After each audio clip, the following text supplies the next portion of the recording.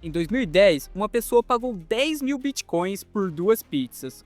You paid 10,000 Bitcoin for one pizza? It was 2 pizzas, Oh, actually. you got two pizzas. A lot. People laugh at that, but at the time it wasn't worth anything. Right. Hoje, com o valor atual do Bitcoin em torno de 600 mil reais, essa quantia equivaleria a aproximadamente 6 bilhões de reais. Isso significa que o Bitcoin é o futuro ou uma bolha prestes a estourar? Seja bem-vindo ao único vídeo que vai transformar você de iniciante em criptomoedas a um verdadeiro expert. Vou te explicar de forma simples o que são as criptomoedas, por que elas estão ganhando tanta importância, onde eu mesmo investi e, é claro, revelar o lado sombrio dessa história. Quando a sociedade ainda estava nos seus primeiros passos, o dinheiro simplesmente não existia. Vamos chamar essa fase de fase 1. Naquela época, o comércio funcionava na base da troca direta, mais conhecido como escambo.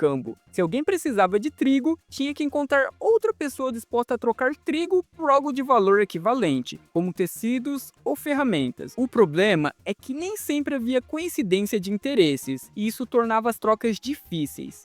Imagine que um agricultor precisava de leite e foi até um criador de gado para tentar conseguir um pouco, mas o criador de gado não precisava de trigo, ele queria um machado. Então o agricultor teria que procurar um ferreiro disposto a trocar machado por trigo, para depois voltar e conseguir o leite. Dá para perceber como isso era complicado, né? Fase 2. As moedas. As moedas surgiram como uma forma mais prática de negociar. Feitas de metais preciosos, como o ouro e prata, elas começaram a ser aceitas como algo valioso por toda a sociedade. O valor dessas moedas vinha da sua escassez. O ouro e a prata são difíceis de encontrar e extrair, o que as tornava confiáveis. Você já ouviu falar no padrão ouro, certo? Antigamente, o valor das moedas de papel estava diretamente atrelado ao ouro, ou seja, cada dólar tinha seu valor garantido por uma quantidade específica de ouro que o país possuía. Agora, ao invés de precisar encontrar alguém que quisesse o que você estava oferecendo, passava a ter uma moeda. Mesmo que você não usasse diretamente ouro ou prata, você sabia que aquelas moedas poderiam ser trocadas por qualquer coisa de valor, como comida, abrigo ou ferramentas. Com elas, era possível negociar facilmente, seja para garantir sua sobrevivência ou adquirir bens essenciais. Legal, né? Mas isso evoluiu para a fase 3, com a criação dos bancos e o controle dos governos. A grande pilantragem foi perceber que, se as pessoas confiassem no sistema, o governo não precisaria mais trocar as notas da população pelo ouro que ele tinha em reserva. Surgiu então o dinheiro fiduciário. Se antes as notas eram lastreadas em algo de valor, como o ouro, a partir de 1971, elas passaram a não ser lastreadas em nada, a não ser pela confiança que temos no governo. Agora, por exemplo, pegue uma nota de 50 reais no Brasil. Ela não é feita de metal ou qualquer outro material precioso. É só um pedaço de papel, mas apesar de ser apenas papel, ela tem valor porque o governo diz que ela tem. Se as pessoas não confiassem que ela tem valor, ela não teria nenhum valor, porque no fundo, ela não é lastreada em nada. Eu só não rasgo essa nota na sua frente porque eu sei que outra pessoa acredita no valor dela. Caso contrário, eu poderia simplesmente jogar no lixo, ou até usar como papel higiênico. A única razão pela qual você aceita essa nota em troca de bens e serviços é porque você acredita que outras pessoas também vão aceitar. O sistema só funciona porque existe uma confiança. Na prática, é como um recibo, uma prova de que você tem um certo valor. Com o avanço da tecnologia, ficou ainda mais fácil armazenar e negociar nosso dinheiro. Agora estamos na fase 4, onde a maioria das transações acontecem no digital.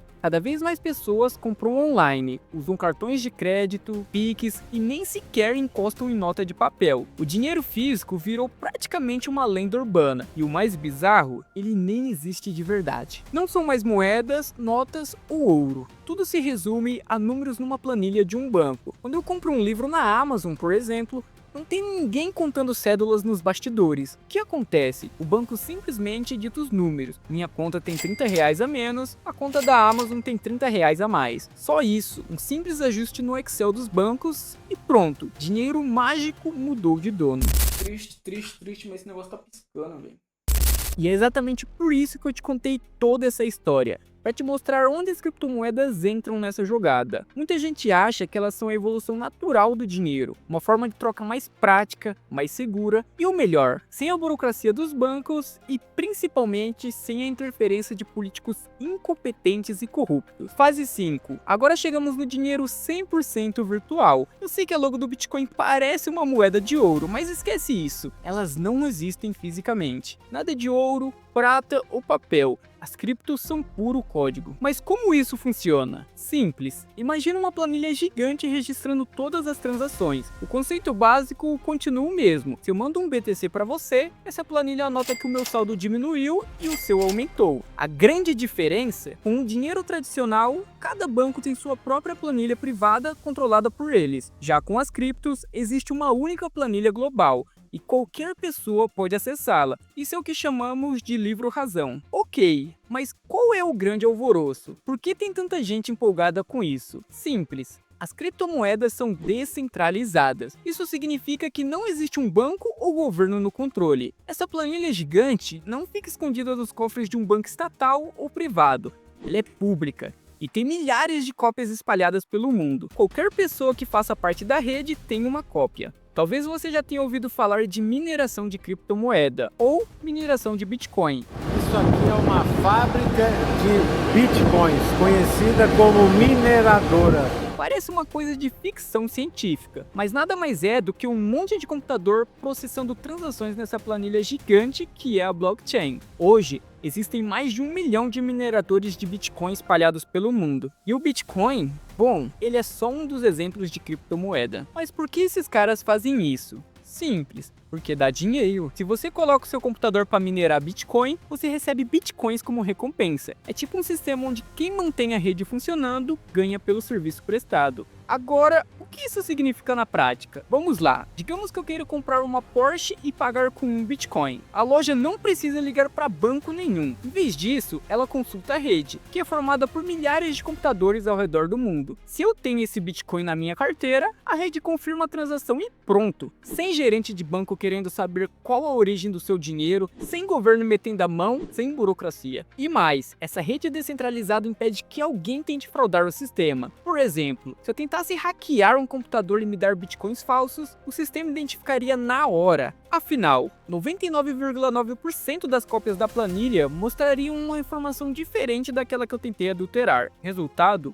Esquema frustrado. A blockchain resolve um problema que os bancos tradicionais nunca conseguiram. Ou melhor, nunca quiseram resolver. Transações sem burocracias, abertas e transparentes. E essa é a parte que incomoda muita gente no sistema financeiro atual. Com o Bitcoin, ninguém precisa de banco. Você não precisa de autorização para movimentar o seu próprio dinheiro. Tá entendendo onde eu quero chegar? Agora junta isso com outra coisa. No mundo todo, tem milhões de pessoas com acesso à internet, mas sem acesso a um banco. O que elas fazem? Usam criptomoedas, porque ao contrário do sistema bancário tradicional, que te enfia burocracia e taxas absurdas, as criptos permitem transferências quase instantâneas, sem intermediários, sem limites ridículos e, dependendo da moeda, sem taxa nenhuma. É aí que começa a diversão. As criptomoedas são chamadas assim por um motivo óbvio. Elas são protegidas por criptografia, mas muita gente se confunde com um detalhe importante, e eu vou deixar isso bem claro agora. Você já deve ter ouvido falar de blockchain, certo? Pois bem,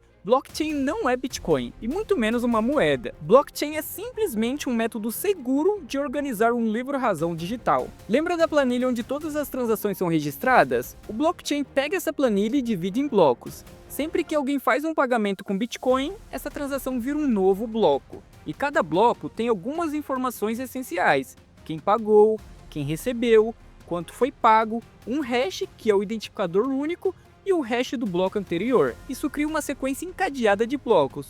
Daí o nome blockchain. Agora vem a sacada genial. Se alguém tentar mexer em qualquer informação dentro de um bloco, o hash desse bloco muda. E como cada bloco está ligado ao anterior, isso quebra toda a cadeia. Em outras palavras, se alguém tentar manipular uma única transação, todo o sistema percebe que algo está errado e simplesmente invalida a transação. E para piorar, para quem quer fraudar, claro, essa planilha gigante não fica armazenada em um lugar só. existem milhões de cópias de blockchain espalhadas pelo mundo. Então, se um golpista quiser forjar uma transação falsa para colocar dinheiro na conta dele, não basta alterar um bloquinho qualquer. Ele teria que modificar toda a cadeia de blocos e ainda hackear milhões de cópias da mesma planilha ao mesmo tempo. Boa sorte com isso. Agora, compara isso com o sistema bancário tradicional. Muitas vezes, tudo que o hacker precisa fazer para roubar sua grana é descobrir sua senha, seu PIN, ou no pior dos casos, ligar fingindo ser do banco e pedir seus dados. Acha que isso é um exagero?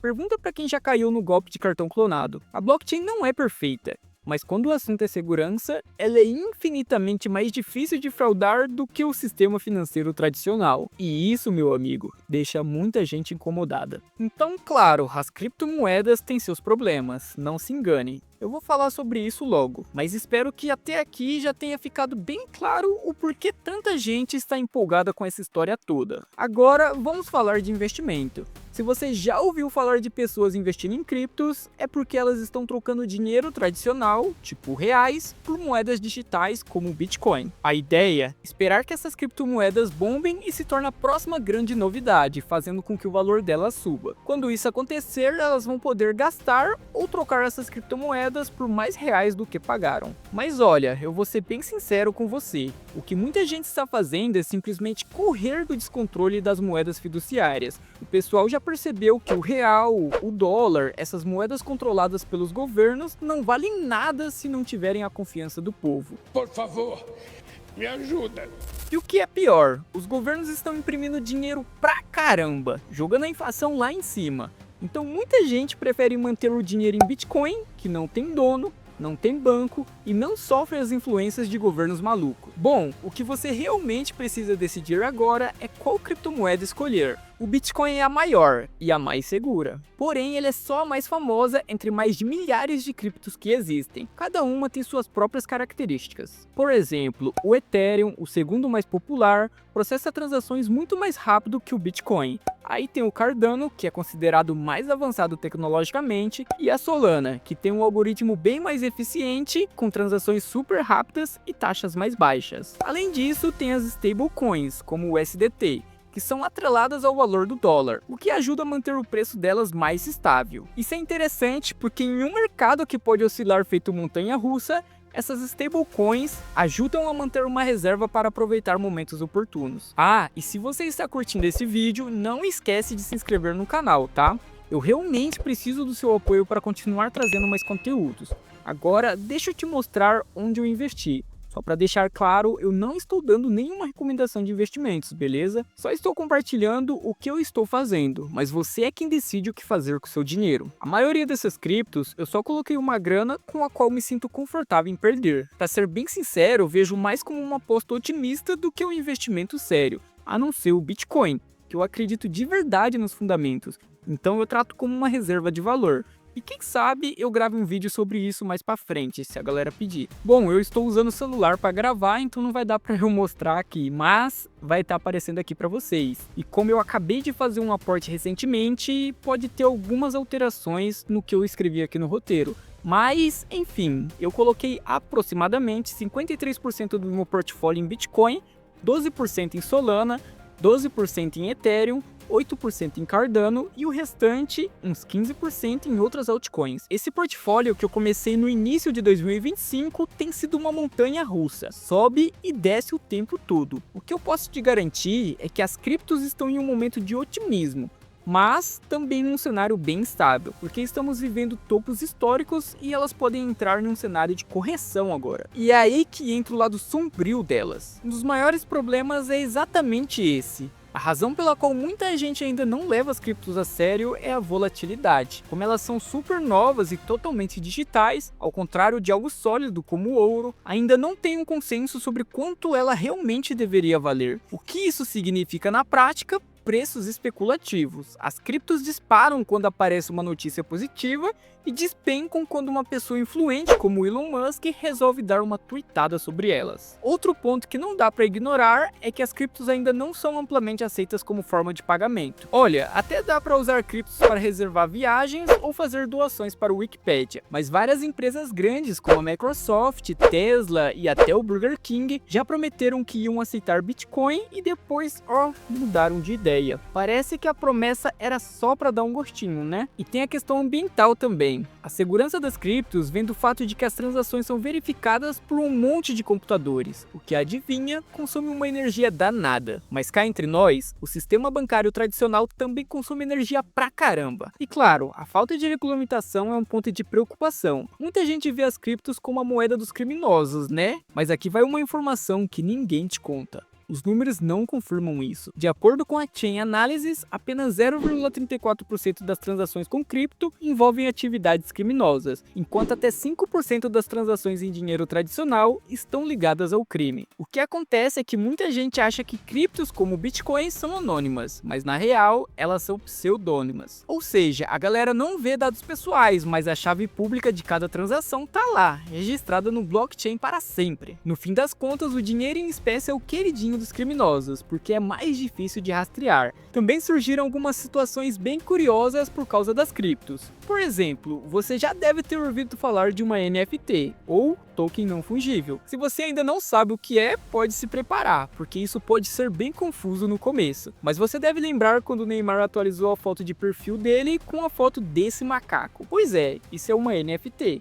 E ele pagou incríveis 6,4 milhões de reais nessas fotos de macacos. Para entender, imagina que você pode ir até uma galeria de arte e pagar para ser o dono de uma pintura, certo? Agora com o blockchain você pode pagar para ser o dono digital de algo. Isso não impede ninguém de usar ou compartilhar a imagem ou item, mas significa que você é o proprietário do original, enquanto todos os outros ficam com cópias. O problema é que essas cópias muitas vezes são idênticas ao original. Muitas NFTs, por exemplo, são simplesmente imagens em formato JPEG, como a do Neymar. Não sei como, mas de alguma forma isso teve e ainda tem muito valor. O ex-CEO do Twitter, Jack Dorsey, chegou a vender o primeiro tweet dele como NFT por incríveis 2,9 milhões de dólares. 5 palavras. Mas todo esse hype de NFT aconteceu em 2022, o que depois de alguns anos aparentemente se mostrou ser uma bolha especulativa, já que as mesmas NFTs que o Neymar comprou em 2022 por 6,4 milhões de reais, hoje valem aproximadamente 400 mil reais, uma desvalorização de mais de 93%, o que na minha opinião ainda parece ser um absurdo. Você pagaria 400 mil reais nessas fotos de macaca aqui, sendo que você pode tirar uma captura de tela de graça? Ah, e claro, você provavelmente já ouviu falar da Dogecoin, né? E nem me fala da criptomoeda do presidente dos Estados Unidos, Donald Trump. Essas moedas são as famosas meme coins, criadas como uma piada. Sabe aquelas coisas que você faz só pra dar risada? Pois é, isso foi o que elas foram. Mas adivinha só, o povo em sua genialidade começou a comprar essas moedas e investir nelas como se fosse a coisa mais séria do mundo. E o que aconteceu?